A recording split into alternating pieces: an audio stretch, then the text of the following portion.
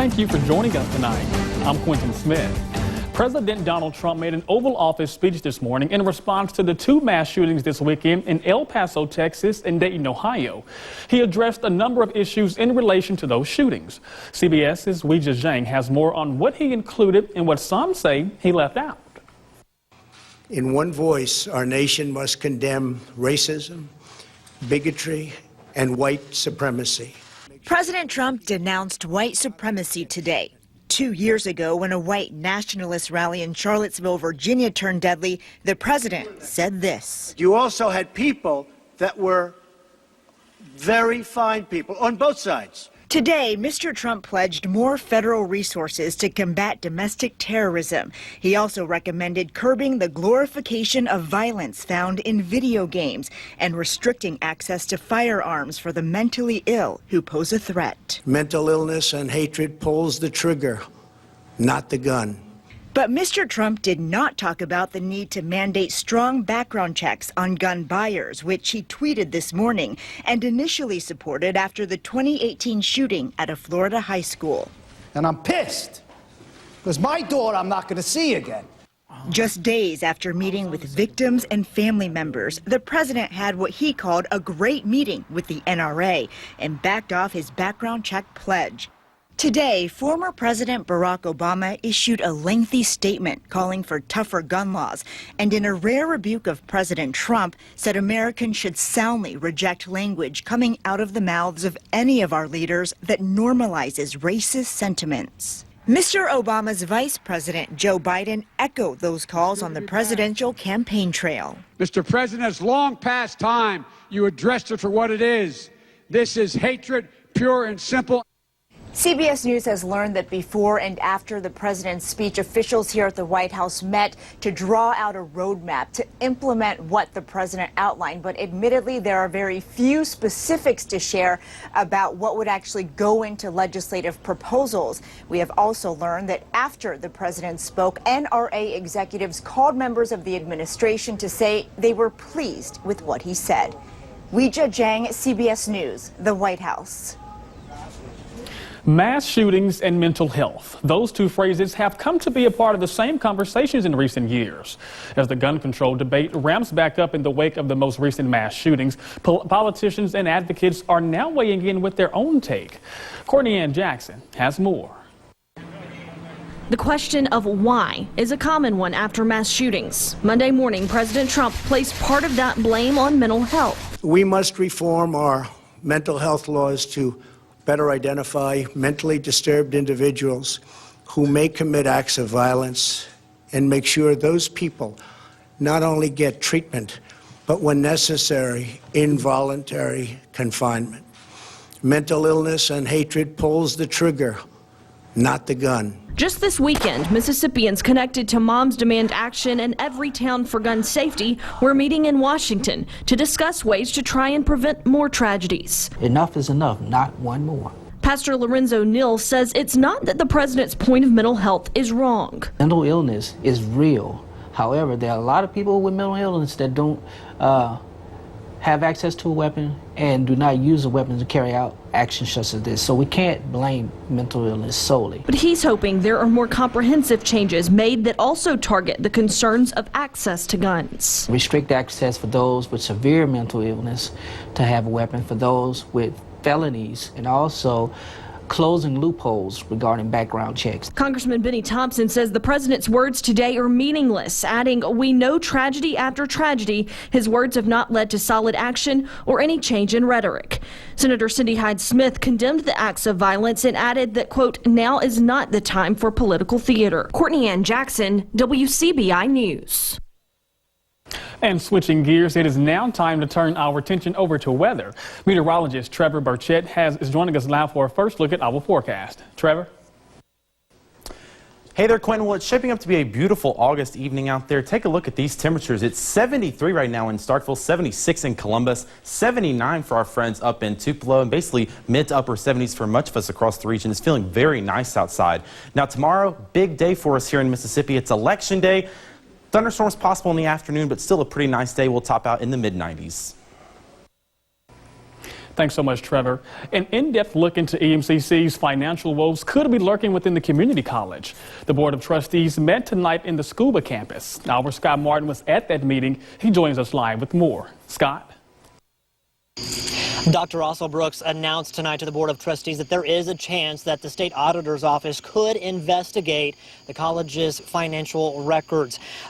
Dr. Russell Brooks was at the Lowndes County Board of Supervisors meeting today in Lowndes County, where he said that the Board of Supervisors there moved that the state auditor's office investigate the records. This is in light of recent financial troubles we've reported on. In 2010, the school's general fund was at $11 million. In 2018, that amount dropped to $710,000. Now, trustees have already approved a 2020 budget. We spoke with Lowndes County Board of Trustee Lance Walters, who said that he thinks this will help the school's credibility. We have a lot of grants that we file for. I'm sure that there's some of them that are wondering, you know, with our budget situation, if they should donate the money or how it's going to be used. So I think if we have a state auditor come in and look at what we're doing and give us a blessing that everything's there, it's just an issue that we've got with our spending as far as with enrollment being down and some of the departments going a little bit over budget. I think it'll be a good thing in the end. Coming up very soon. We also spoke with Dr. Russell Brooks about his thoughts on the state auditor's office potentially investigating, and he says he's all for that. That just helps build that trust within the community and the school's credibility. We're live in Scuba tonight. Scott Martin, WCBI News. Thanks so much, Scott. And some sad news here in Columbus tonight. City Councilman Gene Taylor passed away this morning. Taylor was taken to Baptist Golden Triangle today after becoming ill.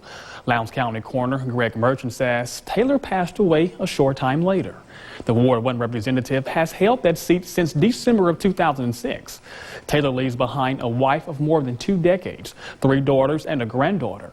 Tonight, colleagues and friends are remembering the longtime councilman. He was a man of character, dignity, and he had respect for others. He loved Ward 1 dearly. He always wanted to help people.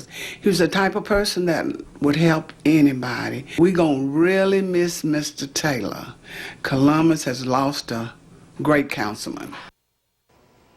At this time, funeral arrangements for Taylor are still pending. Nice and dry out there now, but rain's on the way. I'll have those details coming up right after this. Here's your WCBI First Alert weather forecast. Well, you really couldn't ask for a better August day. Check out this time lapse from our Tupelo tower cam up in Tupelo, right there off Main Street. We're going to put this into motion here over the next few hours, and you'll see the clouds build, but notice we stay mostly sunny and didn't even have any rain in Tupelo today. So for August, where we normally see these pop-up style thunderstorms in the afternoon, I think we'll take this dose of nice weather, and the temperatures actually felt pretty nice today too. We're still pretty nice right now in Columbus, too. You can't see it, but there's actually no clouds in the sky right now either. We're staying clear overnight tonight, and temperatures are really comfortable as well. 77 right now in Tupelo. We're 76 at GTR, 75 for our friends up in Oxford, and clear skies all across the board. Now, as I mentioned, we're staying clear right now. The only thing on our radar is this ground clutter. None of this is actually making the ground. We're all dry right now on radar. We did have some showers earlier, but those have since moved out of the way. Up north, though, totally different story. Check out this monster line of storms coming through Wisconsin and about to move into Iowa. Coming into the Chicago metro right now, 300 strikes of lightning, so a big-time thunderstorm there. Good news is none of that going to impact us here in Columbus or East Mississippi. 71 for our low tonight. Will stay clear and calm. Winds are also going to be pretty calm as well. Now, the bad news is for the kids out there, school's coming back for Lowndes County and for a few areas tomorrow. As the bus comes around, the good news is, though, no rain in the morning. Will be around 72. Nice and sunny. Tomorrow afternoon, though, we could see a few showers and thunderstorms in the afternoon. Not a total washout, but you might want to pack the umbrella and the rain jacket just in case. Again, not everybody going to see rain, but definitely not out of the question to see a few isolated downpours here or there. Highs tomorrow mostly in the mid to low 90s, 92 for our high here in Columbus. A little warmer to the south and to the east, but still most of us in the low to mid 90s. Futurecast shows we might have some of those showers and thunderstorms start to build in tomorrow. We're going to put this into motion here. We'll take this to about 3 p.m. on Tuesday. Notice we we've got some showers and thunderstorms off to the north, and this model actually picking up on a few down to the south as well. But these could really be anywhere in our area. Those fizzle out as we go through sunset and into the overnight hours, but we'll take this right back to Wednesday, basically copy and paste. Wednesday at 5 o'clock, possibly a few more showers and thunderstorms starting to set up. So basically, typical summertime pattern is going to continue for us here in our neck of the woods. And you'll notice that on the 7-day forecast as well. We'll see those temperatures stay warm at least through the weekend. We do get a little bit of a break for Friday and Saturday, though, but rain chances go back up and temperatures go back up just in time for next week. The Eupora Eagles are hoping to bring a gold ball back this upcoming season. We take a look later in sports. Welcome back. Football season is just around the corner, and that's putting a spotlight on sports injuries.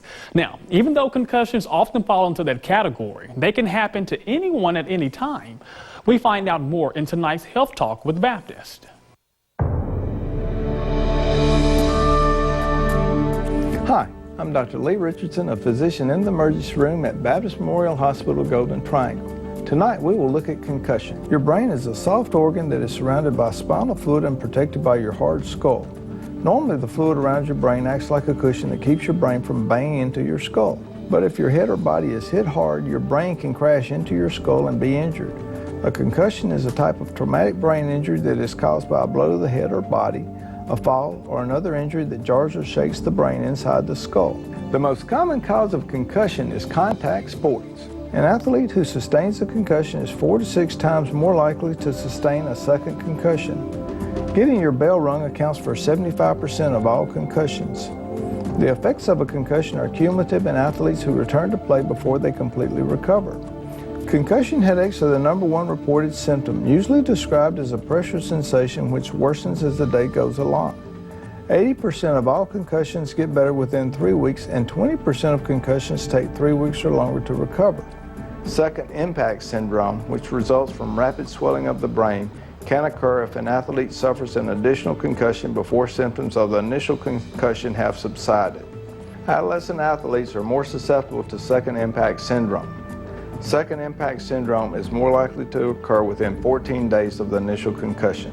Join us next time for Health Talk with Baptist, when we will discuss the symptoms of a concussion.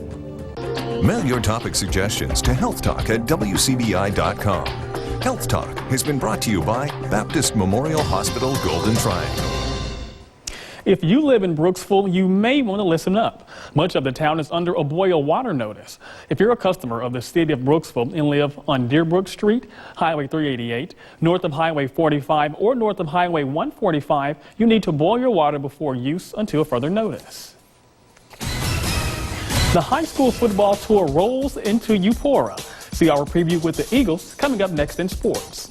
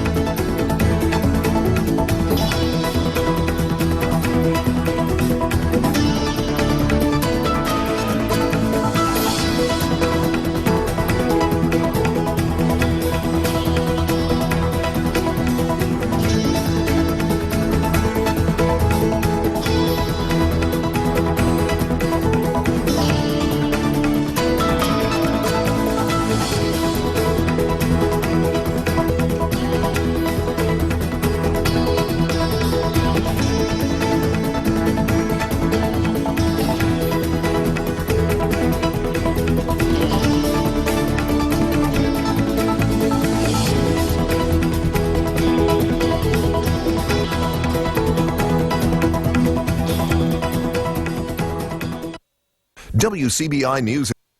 Here's WCBI Sports with Tom Ebel.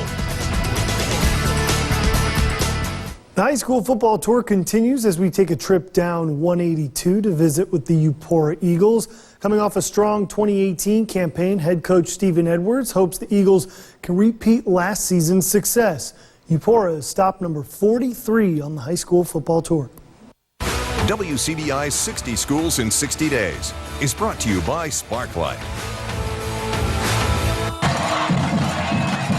A new season is on the horizon for the Eupora Eagles. Coming off a third-round playoff exit, the Eagles have their eyes set on another good season. but it will take some fresh faces to do so. To me, that's new opportunities for new people to step in and somebody to make a name for themselves. Somebody in the stands to see that number running the ball, and that's what I love about New Year's. It's just opportunities for new people to step up, make plays, and just make memories. They're going to be good this year because, like, all the seniors just teaching them their right positions and everything, trying to get them ready for the season. One of those faces will include the Eagles playing new quarterbacks who have all performed this summer. But I thought Cade has thrown the ball well. I thought Ty's thrown the ball well. And then we've got another guy that's going to be kind of our wildcat guy that will run the ball more, but can throw the ball too. It's going to be different, but, you know, we got some. We always got some. With new playmakers comes the opportunity for this year's Eupora team to make its own name. The good thing I like about a new year is you find your identity. You find out what you're going to do, what you're good at, and you hang yourself, you hang your head on that.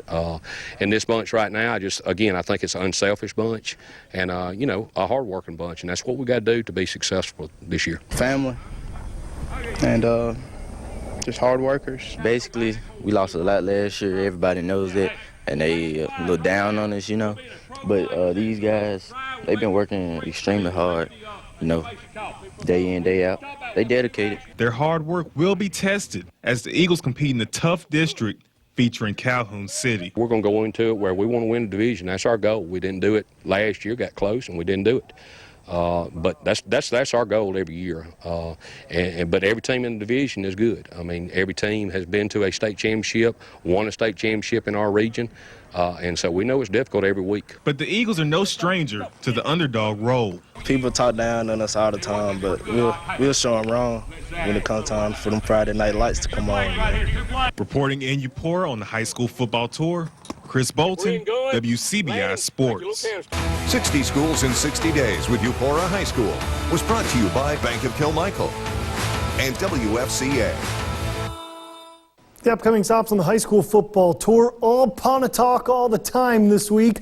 Tomorrow we check in with the North Pontotoc Vikings, the Warriors of Pontotoc on Wednesday, and South Pontotoc on Thursday as we continue our previews of the very tough Region 2 4A that features South Pontotoc now, as well as Pontotoc. Morville on Friday, Shannon on Saturday, and Itawamba HS on Sunday. If you've missed any of the stops, go to our website, WCBI.com.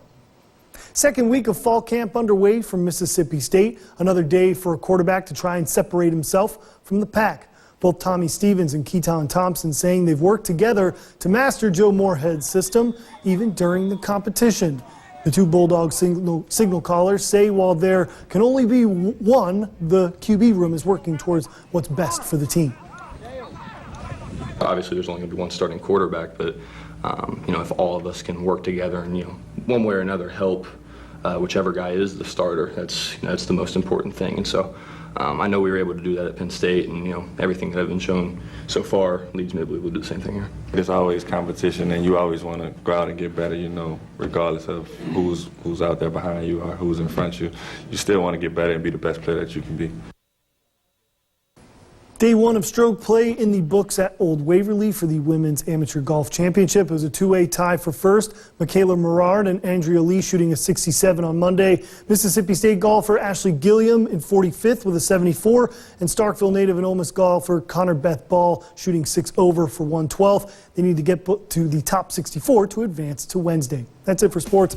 Weather is next. If you drive on Mississippi State's campus, you may notice a lot of construction. One of the projects is a brand new apartment complex for students called College View Apartments. You see it right here on your screen. The $67 million complex includes 656 beds and it comes fully furnished. Students are expected to move into the new apartments just in time for school. Now, work is also wrapping up on facilities for the Department of Animal and Dairy Sciences as well as the Department of Poultry Science. Those are located at the intersection of Blackjack Road and Stone Boulevard. School leaders say the new facilities will help MSU meet its growing demand for academic research and student living.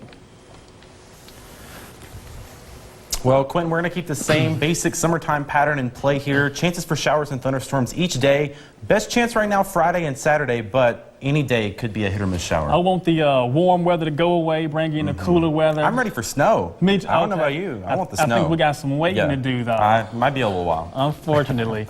Have a good night, everyone.